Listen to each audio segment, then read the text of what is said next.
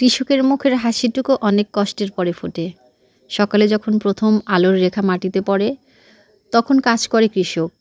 শহরের মানুষ খাবারের দাম দেখে চিন্তায় পড়ে যায়, কিন্তু কৃষক চিন্তা করে এবার মাটি তাকে কতটা সুখ দেবে। আসসালামু আলাইকুম।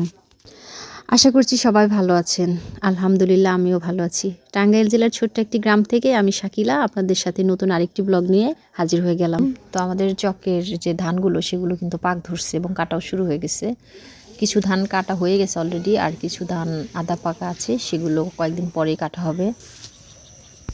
তো গ্রামের সব মহিলা পুরুষ সবাই এখন চকের মধ্যেই বিকালটা কাটায়, মানে সকাল থেকে বিকাল পর্যন্ত তারা চকেই থাকে, কারণ এখন তো ধান কেটে আর বাড়ির উঠানে নেয় না, সবাই চকের থেকেই ধানের কাজটা সেরে তারপরে এখান থেকে প্যাকেটিং করে ধান বাসায় নিয়ে যায়। তো এখানে আমাদের পাড়ার অনেকে আছে যাদের ক্ষেত আছে, তারা এই দিকে কাজ করছিল, আর আমরা আজকে বিকেলে হাঁটতে হাঁটতে এই দিকটা একটু আসলাম। ওই দিকে চলে যাব হাঁটতে হাঁটতে, অনেক দূর পর্যন্ত কিন্তু দেখা যাচ্ছে সারা চকে অনেক ধান। তবে কিছু ধান পেকেছে, কেটেও ফেলেছে, এই যে পাশটা পুরাটাই কেটে ফেলছে, আর এই যে এই দিক দিয়ে দেখা যাচ্ছে ওই ধানগুলা কিন্তু এখনো আছে।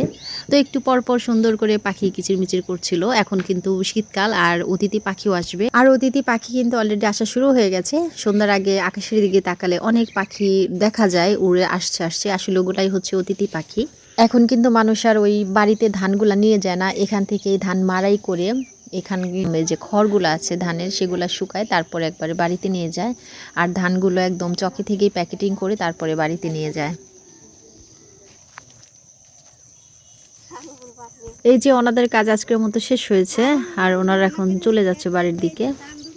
আর যাদের কাজ এখনো হয়নি তারা এখনো মাঠে পড়ে আছে। এখন একদম পড়ন্ত বিকেল ছিল, আর সব মানুষই কাজ করে এখন বাড়ির দিকে ফিরছিল। তবে কিছু কিছু মানুষ এখনো আছে যারা কাজ করছিল, যাদের কাজ এখন শেষ হয়নি, হয়তো রাত অবধিও তারা করতে পারে, এরকম আর কি।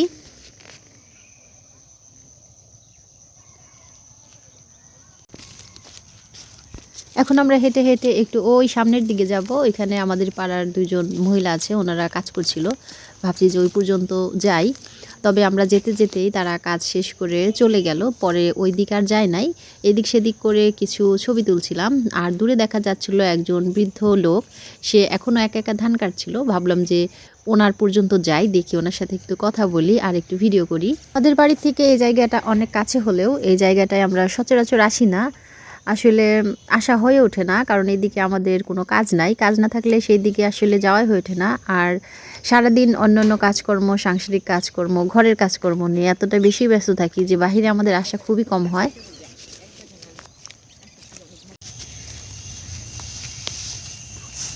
এবার ধানের ফলন ভালো হয়েছে, তাই না? হ্যাঁ, খুব ফলন, একবার মন ভরা ধান, তাই না?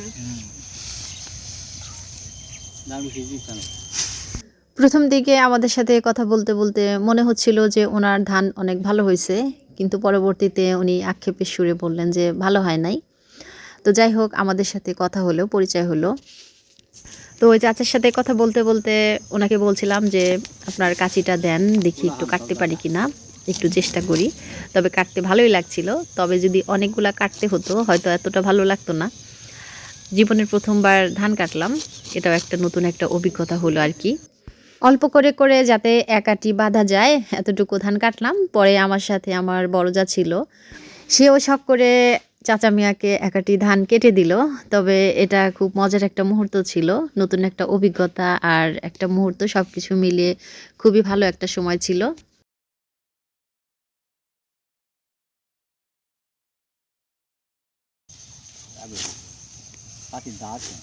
নিয়ে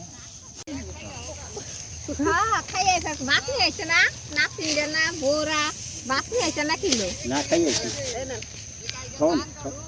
তো এখানে এসে ধান কেটে তো আমরা একদম ভাইরাল হয়ে গেছি, কারণ সবাই চারদিক থেকে যারা ছিল এগিয়ে আসছিল যে কে বা কারা আসছে, কোথা থেকে আসছে, এরকম আর কি। তবে সবচেয়ে মজার ব্যাপার হচ্ছে যার ধান আমরা কাটছিলাম উনিও আমাদেরকে ভালো করে চিনতে পারে নাই তখনও। তবে পরবর্তীতে কথায় কথায় পরিচয় দিয়েই দিলাম। তবে পরিচয় দেওয়ার পর উনি নিজেই খুব অবাক হয়ে গেল, কারণ সামাজিকভাবে আমাদের মানে ওনাদের সাথে আমাদের ভালো একটা সম্পর্ক, আমার শ্বশুর বাড়ির সাথে, লোকজনের সাথে, কিন্তু আমরা তো আসলে অতটা বের হই না, আমাদেরকে উনি দেখেও না আগে কখনো, তাই চিনতে পারে নাই। তবে পরিচয় দেওয়ার পর উনি অনেক অনেকক্ষণ ধরে আমাদের সাথে কথা বলছিল। তো যাই হোক, ওখান থেকে কাজ শেষ করে তারপরে আমরা এখন বাড়ির পথে রওনা হচ্ছিলাম। তবে উনি আরও সন্ধ্যা পর্যন্ত ধান কাটবেন এরকমই বলছিল। তবে ওনার ধান কাটা দেখতে খুবই ভালো লাগছিল। এত বয়স হয়েছে তারপর এমনভাবে ধানগুলো কাটছিল, আসলে অভিজ্ঞতাই সব কিছু। ওনারা এগুলো কাটতে কাটতে অভ্যস্ত সবসময়। উনি বলছিল যে ওনার হাতে নাকি একটু ব্যথা আছে, এই জন্য ধান কেটে আগাতে পারছে না।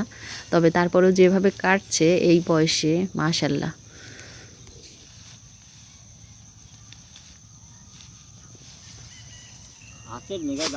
ধান ক্ষেতের সাথে আলিঙ্গন করতে করতে বাড়ির পথে রওনা হয়েছি। তবে একদমই যেতে ইচ্ছে করছিল না। চারদিকের পরিবেশটা মনে হয় যে সন্ধ্যা হতে হতে আরও অনেক বেশি সুন্দর হয়ে উঠছিল। পাখির কিচিরমিচির চারদিক থেকে ভেসে আসছিল। তবে যেহেতু বাড়ি যেতেই হবে, আর এখানে দেরি করা যাবে না। ভিডিওটা আজকের মতো এখান থেকে শেষ করে দেব। সবাই খুব ভালো থাকবেন। আল্লাহ হাফেজ। আসসালামু আলাইকুম।